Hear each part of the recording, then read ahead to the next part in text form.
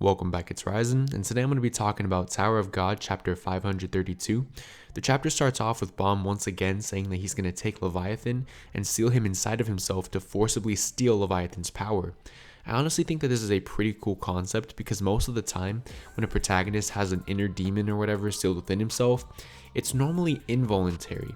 But here we have Baam doing it to himself, which is quite interesting.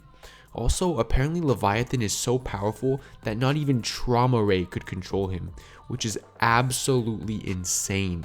Like, Baam is taking in a being that cannot be dominated by a family head, and that same creature isn't even taking up a fraction of his storage capacity.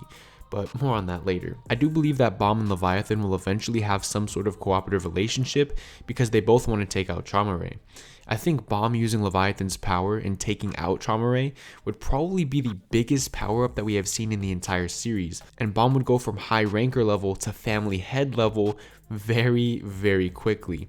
I honestly don't have that much of a problem with it, but I just think it kind of limits SIU's freedom a little bit. But even so, I still think it could work.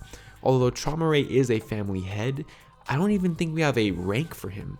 So maybe he's like weak compared to other family heads? I don't really know, but he's definitely not like REA Han level or like Kunid 1 level or anything like that. So with that in mind, there are still around a dozen or so people that Baam could still fight, which again does restrict what SIU can do, but because there are so many top tier combatants in the series, it doesn't restrict Tower of God as much as power cliffing like this could restrict other series.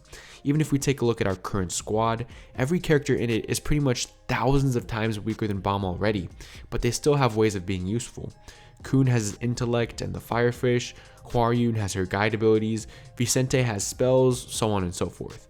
So Baam becoming family head level by the end of the arc probably wouldn't ruin the story, which is pretty incredible if you think about it.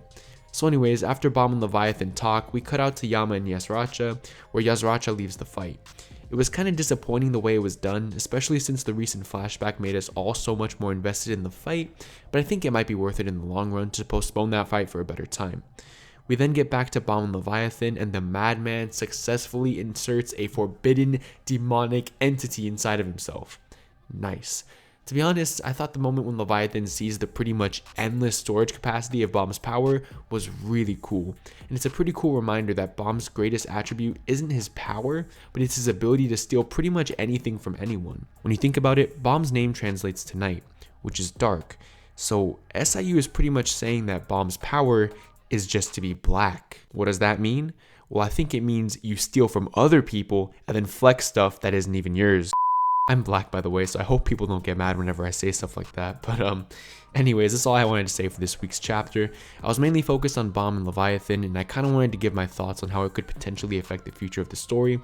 I wasn't too interested in the Yama stuff, so if you want to hear me talk about it, no. I thought this chapter was a lot shorter and had a lot less things to talk about than the usual chapter, so this video is probably going to be shorter than a normal chapter discussion would typically be, and also I'm putting this out super late because I forgot that time zones were a concept that existed, so my bad. Next time I'll put out the review as soon as the chapter drops.